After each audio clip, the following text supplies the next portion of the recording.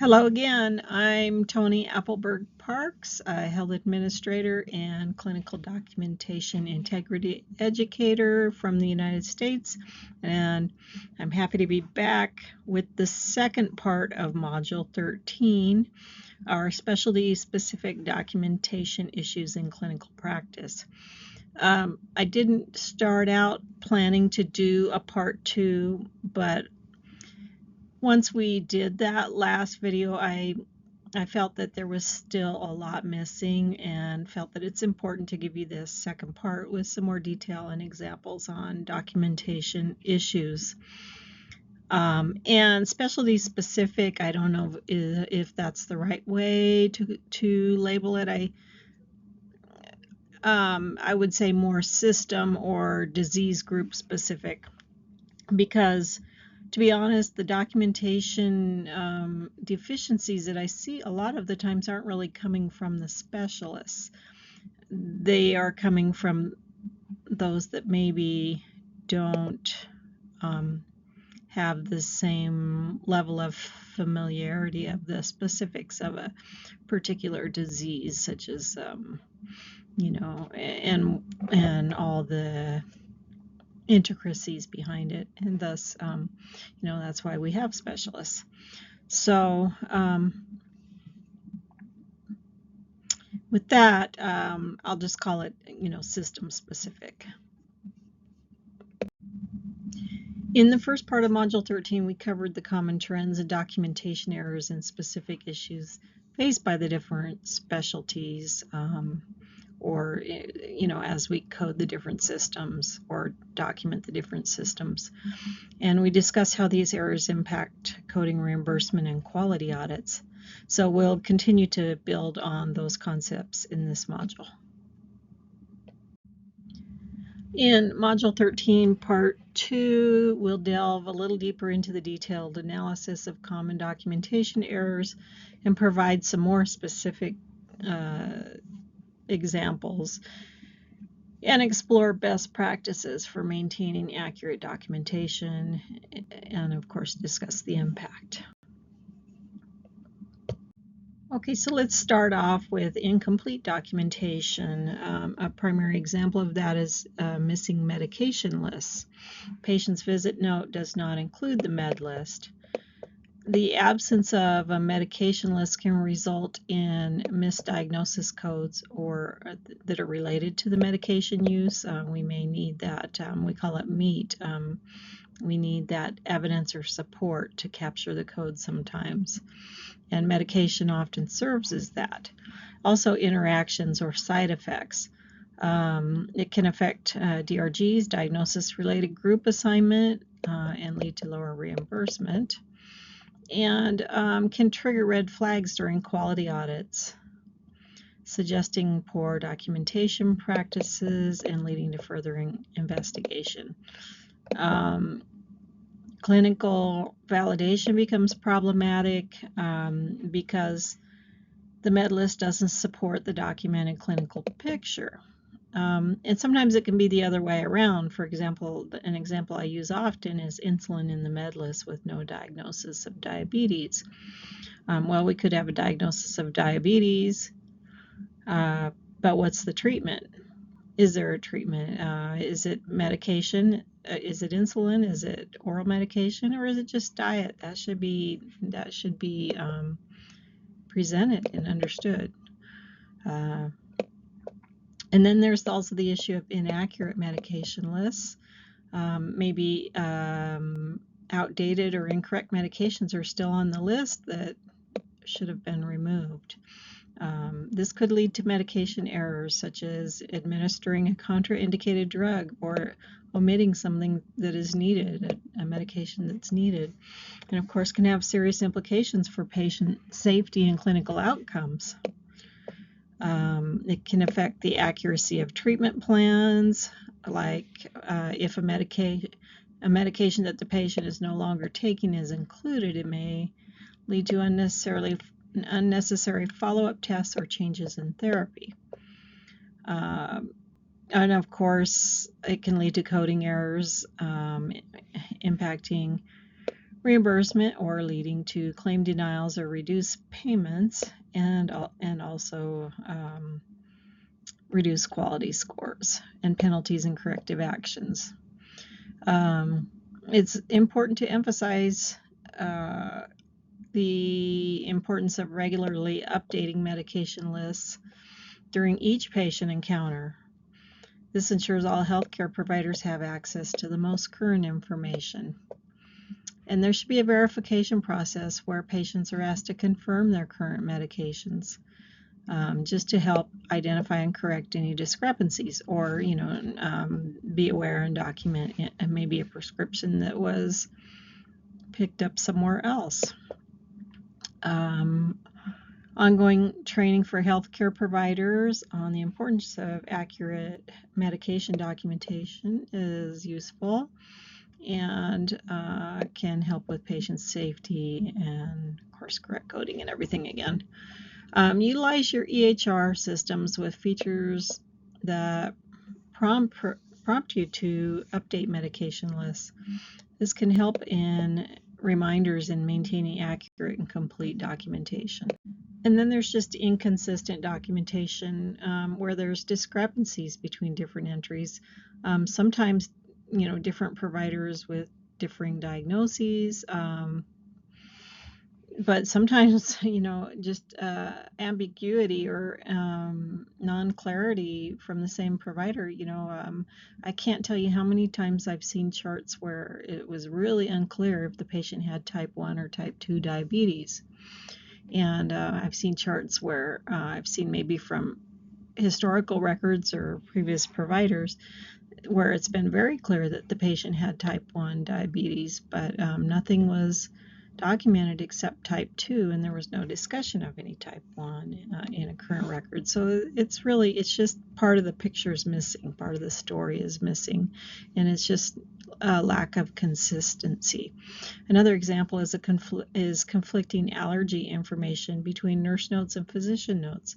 This can cause some confusion or potential harm, and of course all these things can lead to coding errors or conflicting diagnoses, or the inability to really clinically validate a diagnosis. And I touched on this actually in the last slide, inaccurate documentation, the type 1 versus type 2 diabetes.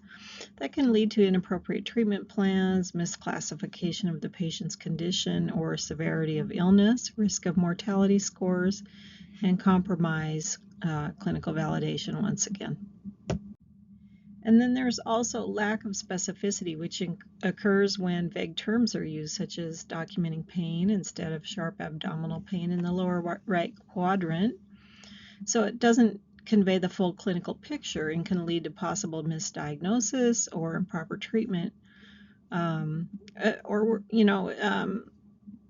non-specific coding, because if we have something very vague, that's how we have to code it. So it's going to be a non-specified code. Oftentimes those have either a lower reimbursement rate, or they just flag audits, because they want to see what the specifics are and what the reasoning is behind the treatment that was selected. So getting into some more system or specialty specific errors like cardiology. Cardiology errors can include incomplete documentation of ejection fraction or ambiguous descriptions of chest pain. Accurate documentation of ejection fraction is crucial for classifying heart failure, while detailed descriptions of chest pain do help in diagnosing acute coronary syndrome. And angina should be very specific,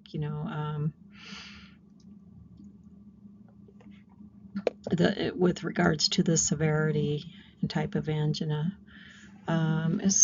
We see inaccurate documentation of MIs, myocardial infarction, such as a patient record incorrectly stating NSTEMI, non-ST elevation myocardial infarct, when the patient actually had a STEMI, ST elevated myocardial infarct.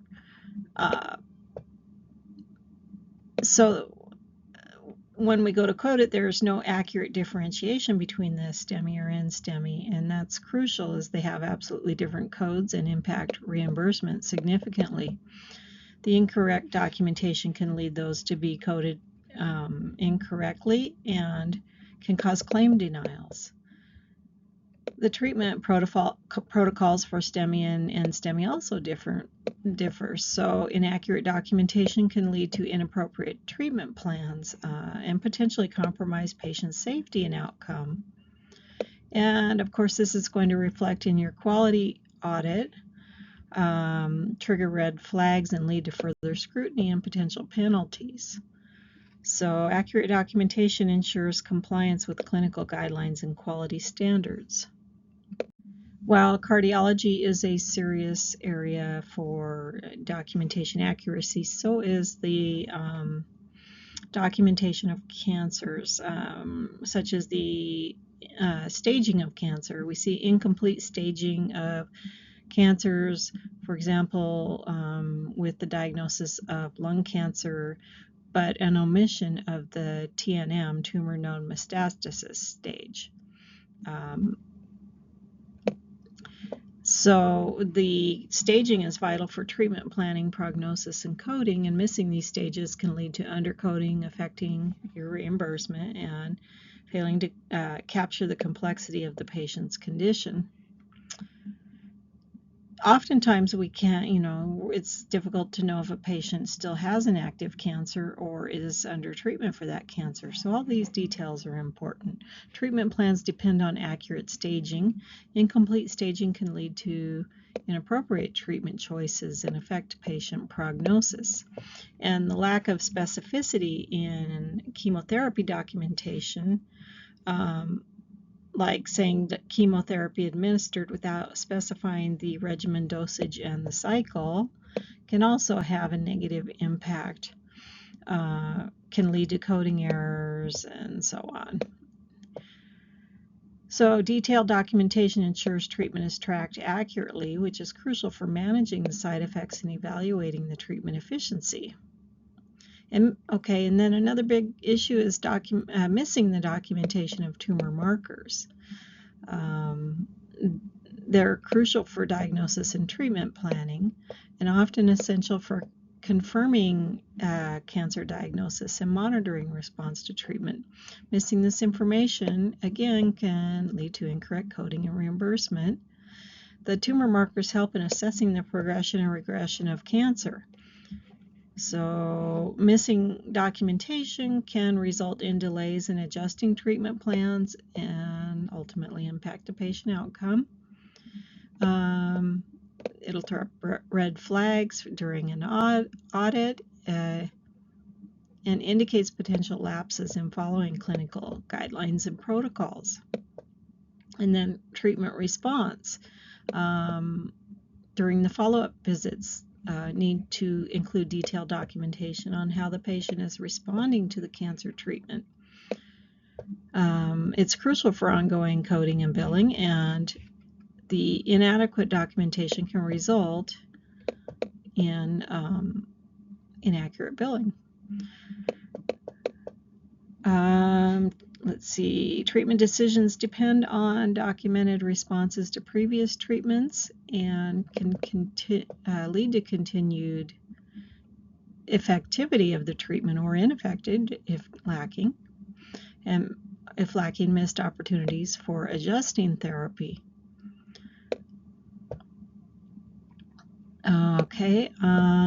What else? Let's see. We should ensure that cancer staging, tumor markers, and treatment responses are regularly updated and accurately documented in the patient's medical record. And ongoing training for oncologists or nurses or anyone involved in these patients' care on the importance of detailed and accurate documentation is helpful. Use of checklists and templates, often in the EHR system, to prompt providers and staff to include all necessary details when documenting the cancer diagnosis and treatment plans. Collaboration between oncologists, radiologists, pathologists, and other specialists ensures comprehensive and accurate documentation of cancer care. Okay, with neurology, one of the documentation issues is with seizure types.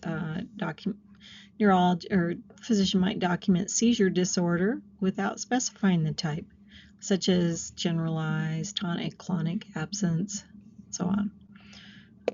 And there are codes for each of those.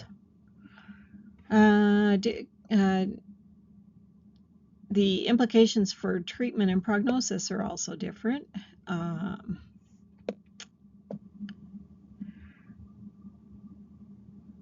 So let's see, documenting stroke without specifying whether it's ischemic or hemorrhagic and the affected brain region. Stroke is kind of a touchy one. We want to be really careful about documenting that in the outpatient setting, because if you see a patient who's actively having a stroke, a CVA, you're sending them to the hospital, right, to the emergency room. And so documenting stroke in the outpatient setting does not happen very often. Usually that patient does not come to the doctor's office. So unless they actually, by some chance start having the stroke in your office, it's not likely. So we want to really look at the historical codes most of the time, or be very clear that it's historical diagnosis. And the other thing that we see missing a lot are sequela, and that's the things that you're going to document and see the most in the outpatient setting. Now, if you're inpatient, or if you do happen to be legitimately documenting stroke, remember to specify whether it's ischemic or hemorrhagic in the affected brain region. Specificity is crucial for stroke documentation. And sequela, addressing the sequela is also very important. There are different codes for those, and of course it impacts appropriate treatment and rehab plans. Residual deficits such as hemiplegia, speech difficulties, those sorts of things. Let's see. I think that's all I have on that. Okay. This next one is about orthopedics, and really I want to just focus on fractures for the most part. That will kind of play into some of the other things. Fracture detail and omission of postoperative complications happens frequently. And they're crucial for appropriate treatment and accurate coding, of course, once again. And so things like open or compound versus a closed fracture, the impact, like different types of fractures requiring different treatments, and those all have different codes. Open fractures often require surgical intervention and carry a higher risk of infection, so there's that too. The location of the fracture, the specific bone such as the femur or radius, precise location on the bone, is it distal, proximal, on the shaft? All this has an impact on the treatment plan and rehab needs, and of course coding and reimbursement once again. Laterality, is it right or left? That's going to help avoid confusion in treatment and also specific coding. The fracture pattern, what is that? Is it transverse, oblique, spiral, comminuted, green stick? The impact that the pattern of the fracture can influence is the choice for treatment and prognosis. And again, once again, they have distinct codes. Displacement, is it displaced or non-displaced? Is surgical intervention going to be required to realign the bones? Non-displaced fractures might be treated more conservatively.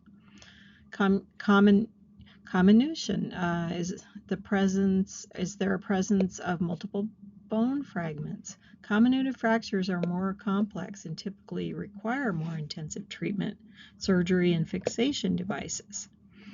Nerve or vascular injury or soft tissue damage. Is there going to be more injury or care needed in those areas? Concurrent treatment. They may need the concurrent treatment, and this can affect the patient's overall prognosis. What was the mechanism of injury? Did they fall? Was it a motor vehicle accident, sports injury? This can help guide the assessment of potential complications and additional injuries. How severe is the fracture? Is it simple versus compound, stable versus unstable? This affects treatment decisions, such as the need for surgery or the type of immobilization required. Okay, and this is kind of a big one, presence of pathological fractures. Important to know, did this patient have osteoporosis? If they had osteoporosis and they fell and sustained a fracture, that now becomes a pathological fracture, a completely different coding scenario. And then there's cancer-related fractures also. These are completely different coding scenarios from a traumatic fracture. And they, of course, they indicate underlying conditions that also need to be addressed and coded. So if we see a pathological fracture, we're going to wonder what's the underlying condition that also needs to be coded with that. So be sure to document that as well. Some initial and follow-up imaging might be X-rays, CT scans, and MRI results, which confirm the diagnosis, guide the treatment, and monitor healing progress. The treatment plan might include surgical intervention, casting, splinting, traction, physical therapy. Detailed treatment plans ensure continuity of care and help plan the follow-up visits. Include complications such as infection, non-union, malunion, compartment syndrome. Early identification and management of complications are crucial for optimal recovery and avoiding long-term disability. Include relevant patient history such as previous fractures, bone density issues, or comorbidities that might affect healing, especially important when we're talking about pathological fractures. Document the pain level and the pain management strategies used. Important aspect of fracture care, right? Any patient education provided about fracture care, rehab exercises, activity limitations.